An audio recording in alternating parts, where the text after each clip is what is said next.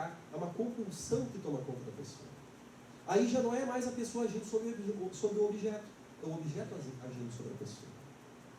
Aquelas pessoas que têm um determinado sofrimento mental um pouco maior e que muitas vezes ou estão em depressão profunda ou estão num sentimento de abatimento tão grande que é como se elas não pudessem mais sentir. Então elas vão fazer cortes na pele, elas vão agredir a outra pessoa como uma forma de voltar a sentir alguma coisa, porque elas não conseguem mais sentir, porque estão marcadas por esse sentimento, estão necessitando de ajuda, claro. E nós temos uma filosofia que também expressa muito isso, o chamado niilismo, que é muito considerado nos campos da filosofia acadêmica. Niilismo, que vem de nihil, que quer dizer nada, o nadismo, se nós poderíamos falar. E um dos grandes nihilistas, e que, claro, muito humildemente falava que era o maior deles, né? Nós temos a figura de Friedrich Nietzsche, que era realmente uma pessoa muito inteligente, um filósofo de marca maior, mas que era depressivo e pessimista. E aquela sua depressão, aquele vazio existencial, ele levou para o resto da vida. Ele fala, por exemplo, da ausência de finalidade. Ele fala que a vida não tem finalidade nenhuma. São as religiões que inventam isso para enganar as pessoas. E ele fala também, ele decreta, ele não fala, a morte de Deus. Que é a morte das grandes certezas, a morte das verdades e a morte da confiança de que há um ser maior do que nós. Ele leva todos e defende positivamente a negação da moral, porque ele acha que a moral está aí para impedir o ser humano, aí ele fala de homens inferiores e homens superiores, de crescer. E fala do eterno retorno, então, a este homem que deve estar encontrando seu papel no mundo. Vejamos bem, um pensamento muito inteligente, mas muito vazio, calcado no mundo. Nietzsche, para tentar falar da importância do ser humano, o eterno retorno ao próprio ser humano, nós tínhamos que negar Deus. Se não é uma visão pessimista, de nos sentirmos diminuídos diante de Deus. Claro que Deus é muito mais do que nós, mas Ele nos ilumina. Pensar em Deus é valorizar o ser humano. Mas o que era difícil era Nietzsche. Jung, que gostava muito de Nietzsche, ele falava o seguinte, que Nietzsche, na sua sensibilidade que ele tinha, ele captou o drama moral da Europa no início do século XX. Só que ele não o resolveu dentro de si. Como ele era um ser introspectivo, intuitivo, ele tinha essa facilidade de captar o drama das pessoas à sua volta. E não soube resolvê-lo. Por isso, ele veio a se frustrar no seu processo de individuação e de evolução moral. Ele iniciou esse processo grandioso de embate das forças dentro de si e não soube resolver. Por isso que Nietzsche vai desencarnar em péssimas condições de saúde mental, infelizmente. Vamos falar também de um caso muito interessante de vazio existencial. Alguém já leu esse livro Sexo e Destino? Muito bom, né? De André Luiz, psicografado através de Chico Xavier. Ele tem um exemplo que me chamou muita atenção. Ele fala, em determinado capítulo, de Cláudio. Cláudio era um funcionário importante do Banco do Brasil. E André Luiz, junto de uma equipe espiritual muito restrita, pois eles vão atender uma família que estava se comprometendo largamente com as suas capacidades atuais. E essa família tinha, digamos assim, uma propensão contrária à oração, à elevação do pensamento, o que tornava muito difícil auxiliar. Porque eles não faziam por merecer, tu até tentava ajudar, só que não conseguia encontrar campo mental para isso. E logo no início desse processo de ajuda, ele vai entrar espiritualmente, né, na sala do apartamento de Cláudio, e vai enxergá-lo diante de um copo de uísque. Cláudio, quando tomava um copo de uísque, ele estava conectado intimamente a um outro espírito, um espírito desencarnado que estava lhe obsediando e que lhe induzia a esta sede pelo ódio. E tamanho era a conexão entre os dois, que André Luiz, desencarnado no plano espiritual, não conseguia enxergar a diferença entre um e outro. E lá pelas tantas ele não sabia quem é que estava comandando quem. E assim que ele toma um gole, outro espírito vem, como nós vemos nessa representação ali, e tomam o segundo gole, porque eu também queria tomar, né? Quem tinha tomado era o outro. E nós vemos então a fuga através do álcool. E nós falamos também de um determinado excesso que nós temos hoje em dia de identificação com os nossos corpos físicos. Por exemplo, o psicanalista Lacan, que tem uma série de teorias um pouco diferentes, não conheço de todo, mas tem uma que me chama a atenção. E eu gostaria de fazer dela uma pequena reflexão. Ele fala do estágio do espelho, que seria aquele estágio do bebê em que ele começa a se reconhecer no espelho e ver que aquilo ali é uma imagem sua. Parece uma coisa simples, mas na verdade é uma representação muito grande. Porque no momento que o neném se reconhece, ele já se vê como uma unidade, como uma pessoa, uma personalidade separada da personalidade da mãe. Ele já não acha que ele e a mãe é a mesma coisa, naquele universo de sensações que ele tem desde pequenininho. Ele já vê que ele é uma pessoa separada e que tem um corpo físico, que tem uma unidade. Claro que essa unidade não está completamente estabelecida, mas ele já a reconhece. E eu proponho humildemente uma outra teoria. Vamos para além do estágio do espelho. Se é tão importante para nós nos identificarmos com o nosso corpo físico, e também na adolescência nós vamos passar por isso, de lidarmos com a mudança do nosso corpo, de nos reconhecermos, de tocarmos o nosso corpo, de sentir a importância que ele tem para nós, chega um momento em que também nos cabe olhar no espelho e saber que aquele corpo que nós vemos, seja bonito, seja feio, seja deficitário ou não, apesar de ser muito importante para nós, ele é uma parcela do nosso ser. Lembremos do ser biopsicossocial espiritual. Pequena porcentagem, muito importante, mas ele não é todo o nosso ser. Podemos fazer isso quando chegar em casa. Vamos olhar nos nossos olhos no espelho e pensar o seguinte: pois bem, este ser que aí eu vejo, quem será? Ele é muito mais do que essa imagem que eu estou vendo. Ele é dotado de inúmeras qualidades psicológicas que estão ainda, muitas delas, no meu inconsciente. Nós temos uma vivência espiritual que vai além do que nós lembramos agora. Nós temos tantas e tantas características que nos fogem à compreensão, e tantas delas que nós já estamos reconhecendo. Aí nós temos também uma forma de nós não cairmos nessa identificação mordaz com o corpo físico. Principalmente uma época marcada pela bulimia, pela anorexia, pela vigorexia, que é aquelas pessoas viciadas em exercício, que tem que ter um corpo cada vez maior. Eu me lembro na minha adolescência que uma vez eu fui para a praia, eu encontrei um conhecido meu, que ele era tipo um caniço de pesca, assim, né? Era muito magrinho. E um ano depois ele era uma porta. Eu olhei assim, meu Deus, mas nem parece a mesma pessoa, né? E eu olhei, fulano, como é que tu tá? Tá, beleza, ele já falava assim, já. Sabe como é que é? Tu viu alguém que foi por ali? Viu um cachorrinho desse tamanho? A pessoa tem que mostrar o músculo. E eu brinquei com ele na época, assim, eu tinha uns 17 anos, eu falei, fulano, mas como tu tá magrinho? Claro que eu quis dizer para ele como eu me impressionei, que ele tá diferente, né? Mas não é que ele acreditou, ele ficou, o quê? Eu tô magrinho?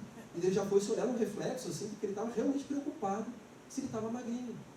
E eu pensei, poxa, aquela porta lá chata magrinho, que seria de mim, porque quando eu era adolescente também era, quase um caniço, né?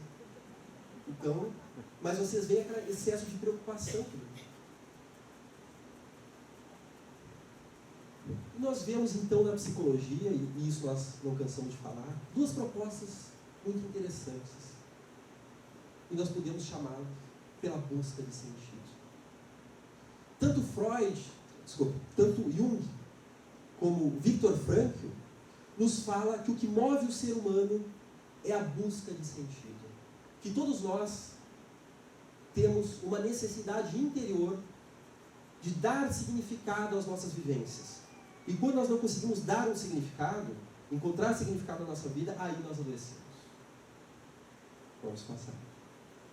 Esse sentido que nós trazemos, ele está marcado no nosso inconsciente, é aquilo que o Jung chamou de inconsciente teleológico. Vamos explicar o que é isso. Teleológico quer dizer que tem uma finalidade, tem sentido, é um inconsciente finalístico. Um pouco diferente de Freud, agora sim. Freud achava que o inconsciente ele era um depositório de conteúdos recalcados. Ou seja, tudo aquilo que eu não aceito, tudo que eu acho que não faz parte da minha personalidade, eu jogo para o inconsciente. Também tem sentido. E ele achava que dentro do inconsciente os nossos conteúdos são caóticos. Ele é um depositário caótico, ele é cheio de coisas que não fazem relação com nada. Já Jung, ele fala que o inconsciente ele é organizado. Ele tem um sentido dentro de si, porque o propósito do inconsciente é promover o desenvolvimento do nosso ser, da nossa consciência, da nossa personalidade. Ou seja, através de confrontação de coisas opostas, ele vai nos impulsionar para o equilíbrio emocional, moral e psicológico do nosso ser. Nós estamos, então, sendo intuídos o tempo inteiro para conseguir harmonizar as nossas diferentes características da personalidade e conhecê-las um pouco melhor. Vejamos que é uma proposta bem diferente da de Freud. E para o Jung, o inconsciente ele é muito maior. Porque ao invés de nós, quando nascermos, vamos criando um lado inconsciente, como o Freud acreditava, ele falava o contrário. Que nós já viemos do inconsciente. E nós vamos criando, então, a consciência. Eu lembro daquilo que os espíritos respondem a Kardec, quando Kardec pergunta, na questão 621 do Livro dos Espíritos, aonde está escrita a lei de Deus? Você lembra daquilo que ele responde? Na consciência. Claro que numa nomenclatura diferente, nós podemos entender que essa consciência que os espíritos respondem é a nossa psique como um todo. E aí nós poderíamos colocar o inconsciente, que traz então esse germe, que traz essa semente, esse germe para o desenvolvimento de uma personalidade. Ou seja, ele tem um sentido para a nossa vida. E esse sentido nós poderíamos relacionar com a missão do Espírito quando vem à Terra, a nossa voz interior, aquela voz que nos guia, que nos orienta em determinados aspectos da nossa vida, e também ao que na psicologia junguiana se chama o conceito de daimon. Daimon vem lá de Platão.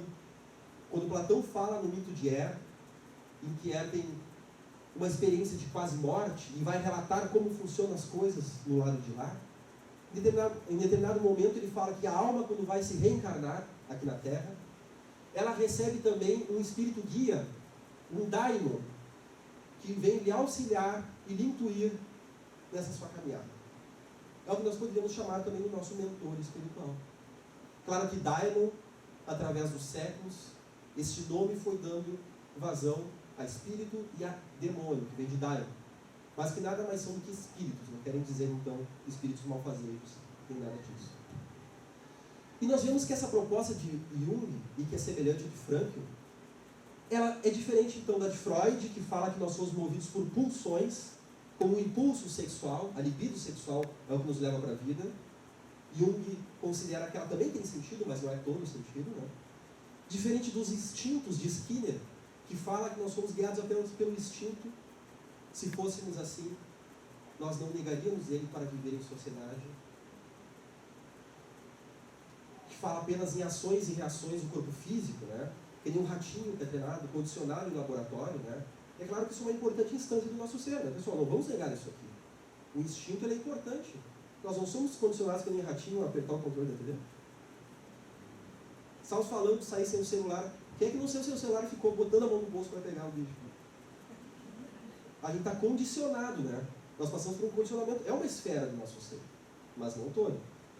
E também da busca de poder, que é o que Adler, que também foi discípulo de Freud, quando rompeu com esse, passou a defender que o homem é movido pela busca de poder. Então, quando nós falamos de Frankl e de Jung, nós estamos mostrando uma outra perspectiva diferente dessas outras que estavam sendo apresentadas na época. E Viktor Frankl, ele nos traz essa frase belíssima, né? Cada vez mais as pessoas têm os meios para viver, mas não têm nenhuma razão pela qual viver. Vejamos bem, nós temos os meios para viver. Muitas vezes nós temos alimentação, nós temos transporte, nós temos uma casa quentinha, nós temos como nos comunicar, só que nós não estamos entendendo a razão pela qual vivemos. E aí nós confundimos a razão pelos meios, né? Nós trocamos. E como é que ele chegou nessa conclusão? Né? Ele chegou nessa conclusão quando ele, psiquiatra, tinha feito uma clínica para atender adolescentes, tinha criado também, estava fazendo parte, na verdade, de uma instituição muito importante para atender mulheres que haviam tentado suicídio. E ele vai ser arrebatado da sua vida como psiquiatra, como psicólogo, e levado ao campo de concentração, pois ele era judeu e vivia durante a Segunda Guerra Mundial. Que época para se viver na Alemanha? Ainda mais quem era judeu. Ele foi separado dos seus pais, da sua esposa que estava grávida, foi levado a um campo de concentração e lá passou alguns anos quase morrendo, carregando pedras.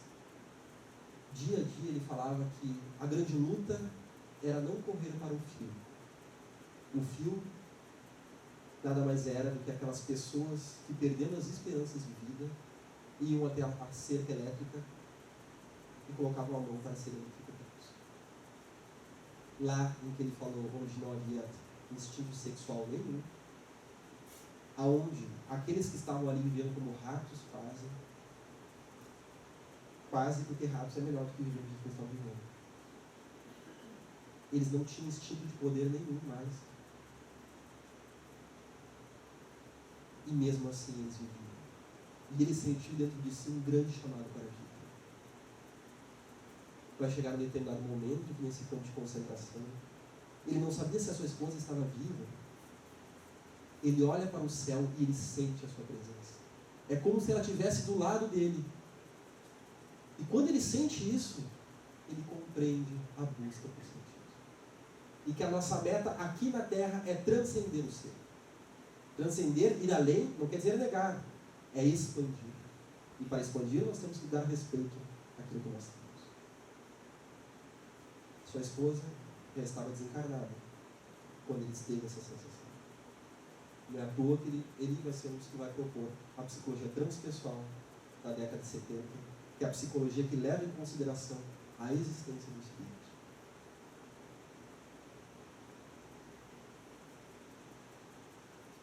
Emmanuel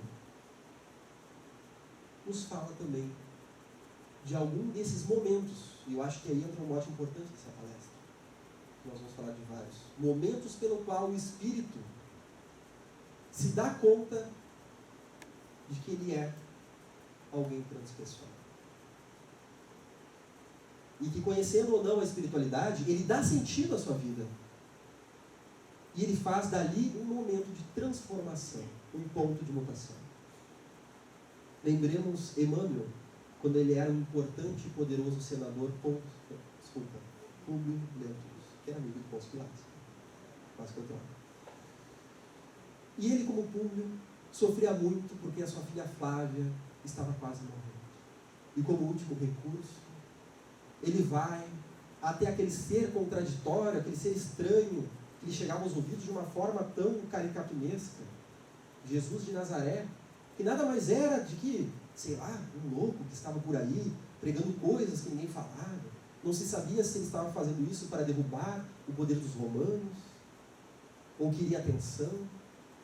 Mas, ouvindo as súplicas de Lívia, sua esposa, ele vai, na calada da noite, conversar com Jesus. Quando ele chega diante do mestre, ele é tocado por aquele magnetismo superior e encontra aquele ser inconfundível. À beira de um lago, ele perde as palavras apenas ao olhar Jesus. E Jesus fala, era melhor que tu tivesses me procurado de ti.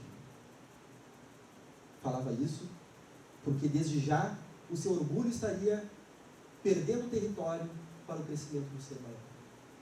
Mas ele sentia que mesmo estando ali, o Emmanuel dessa encarnação ainda não tinha abandonado o orgulho. E ele diz o seguinte, depois de longos anos de desvio do bom caminho, pelo sendal dos erros clamorosos, encontras hoje um ponto de referência para a regeneração de toda a tua vida. Está, porém, no teu querer aproveitá-lo agora ou daqui a alguns minutos. Soa para teu espírito, neste momento, um minuto glorioso, se conseguires utilizar tua liberdade para que seja Ele, em teu coração, doravante, um cântico de amor, de humildade e de fé, na hora indeterminável da redenção, dentro da eternidade. Mas ninguém poderá agir contra a tua própria consciência, se quiseres desprezar indefinidamente este minuto de Deus. Naquele momento, Públio, então, se vê tocado por aquilo e ele imagina, então, as grandes construções de Roma. O que era aquele ser diante das grandes construções? Só pensou, e Jesus já falou, que tudo aquilo era transitório e que um dia virá tudo. Jesus vai para casa, naquele exato instante em que ele estava ali, a sua filha estava curada.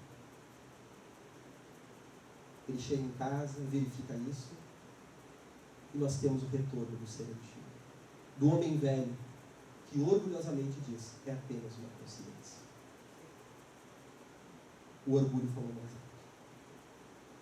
Durante o sono, ele se vê em sonho diante de um juiz que diz o seguinte: pois bem, tu escolestes. Foi-te dado o caminho do Senhor e o caminho do servo. Tu escolestes o pior. O caminho que tu escolestes vai ser de pedras e espinhos. E vai levar muitos séculos para que tu chegue no ponto em que tu perdeu agora. E aí, para quem leu há 2000 anos atrás, de Emmanuel, nós vamos ver a série de tragédias que o senador Públio Lentulus passa depois disso. Para que através de sucessivas reencarnações, ele vá reconquistar o minuto glorioso que ele perdeu neste momento. Semelhante também ao que Paulo soube corrigir a tempo. Porque Paulo, quando era Saulo de Tarso, segundo Emmanuel, no livro A Caminho da Luz, já era um espírito que veio para a Terra com uma missão gloriosa. Já era um discípulo de Jesus, e que caso os apóstolos não tivessem a altura da mensagem do Mestre, ele entraria em cena. Digamos assim que ele era o reserva dos apóstolos. Né? A espiritualidade fala sobre isso, né? Fala inclusive que Leon Denis possivelmente poderia ser um reserva de Kardec.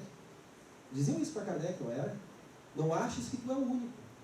Se tu não souber fazer o trabalho da codificação do Espiritismo, nós temos que te substituir. É importante o que tu faz, mas não te aches que tu está além do trabalho que estás fazendo. Que é aquela questão do orgulho, da gente trazer para nós. Né? Uma coisa é a gente ser espírita, outra coisa é a gente ser o Espiritismo. Às vezes a gente confunde e passa várias vezes na nossa vida por inflações do egoísmo, do ego, inflações narcísicas. Né? E o Paulo, ele vê o vislumbre do orgulho e do poder, porque ele, quando ele era Saulo de Tarso, ele estava estudando para ser um doutor da lei, e ele era genial, um grande palestrante. E entre os seus mestres ele já era considerado.